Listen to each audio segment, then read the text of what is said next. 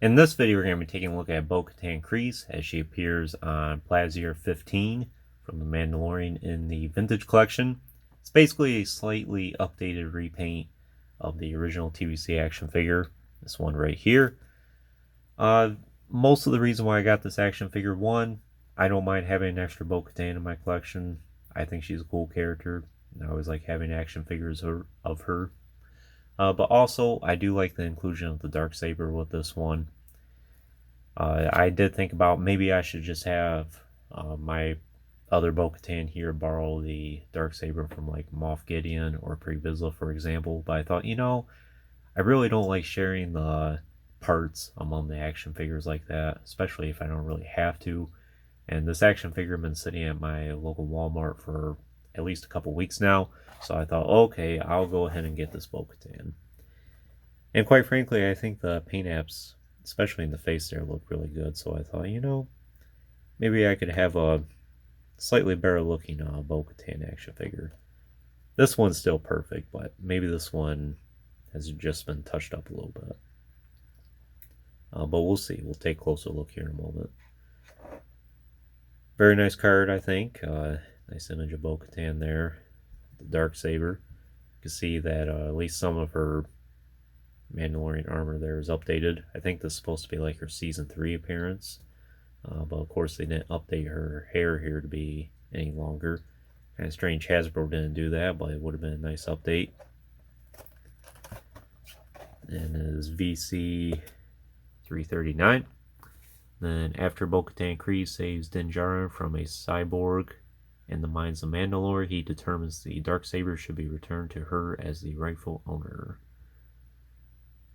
Image of the action figure there. At the time of this video, I still have not watched The Mandalorian at all. Of course, I know the story behind it and some of the basic facts about it, but just haven't found the time to sit down and watch it. Not sure when that'll happen, but we'll see. But without saying anything further, go ahead and get this opened up. So overall, I am happy I got this action figure, but I will say some of the parts on her do feel a little gummy, especially at the elbow here. I actually had to break that joint a little bit in order to get that to articulate. I think that was the plastic kind of molded together a little bit.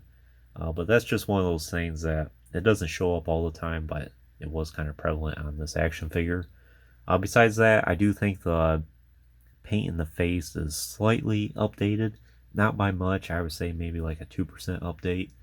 But it does appear a little bit different. Perhaps that's just my particular sample. But I'm leaning towards it being a little bit more different. And then, of course, the rest of her Mandalorian armor here is slightly updated in the paint as well. She has like the shoulder here, which I think is supposed to be like the Beskar armor. Does have the Mandalorian symbol there. And some of the other components about her are updated as well. The blasters are painted a slightly darker color. The helmet is actually missing some weathering on the newer release compared to the original. And I think she's missing a little bit of weathering on her overall. This one seems to have a little bit more, especially for her breastplate there. You can see some of the outlines of the weathering there, while this one is perfectly clean almost. And what else is there? The shin armor, I think, is much more blue on the original, while this one's a much more lighter in color. Same thing with the knee armor there. But those are pretty much the main differences, I think. Let's check out the jetpack here real quick. The jetpack is slightly updated in the paint apps. You can see it has these yellow triangles here. While this one here, it's not as prevalent.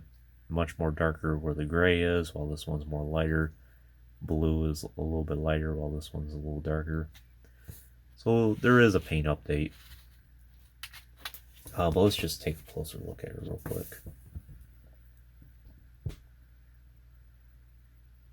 Like I said, overall, I think she looks pretty good.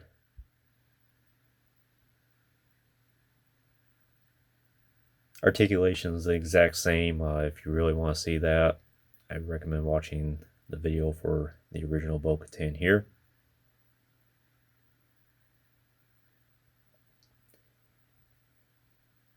Head sculpt looks good. Definitely looks like Katie Sackhoff.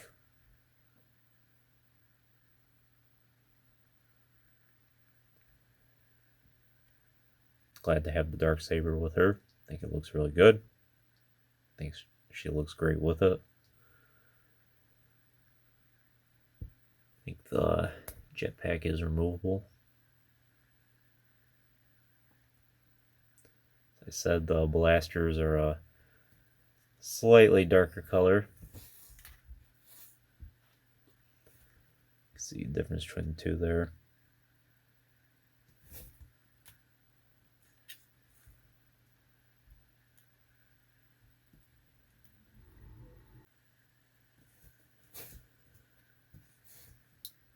Compare these two side by side. But yeah, let me know what you think. Do you think the paint apps in the face there are a little updated? I think they are. Headband's a little bit darker on the newer one, I think. And you can see the difference in the weathering there. Just the overall action figure.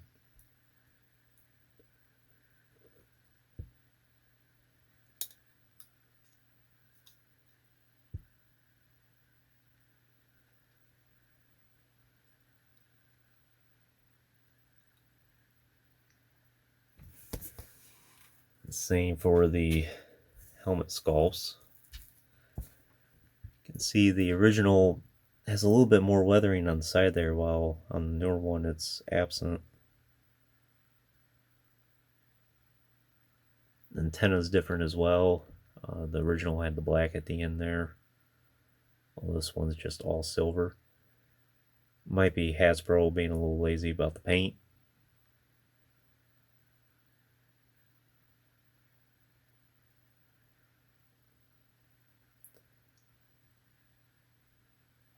It is a separate helmet, not a removable helmet.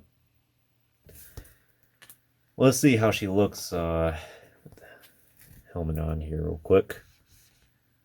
In fact, I'll take this jetpack off. Sometimes it can be kind of difficult to pop the head off. You can see how difficult that is. It's another good reason why I don't like the removable head and extra helmet. It's because sometimes it can be very tricky to get those on and take them off. Fortunately, that popped in place pretty good.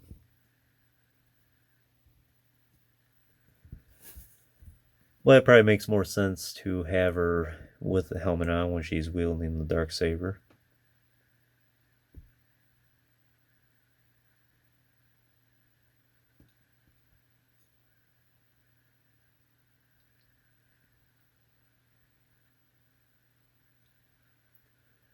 Rangefinder is movable. Looks very good. I think that's pretty much all I can really say about this Bo-Katan action figure. Like I said, I'm a big fan of her character, so I don't mind having extra versions of her in my collection.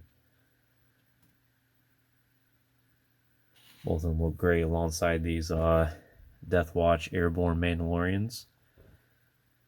Very similar color scheme. But would I recommend this action figure for your collection?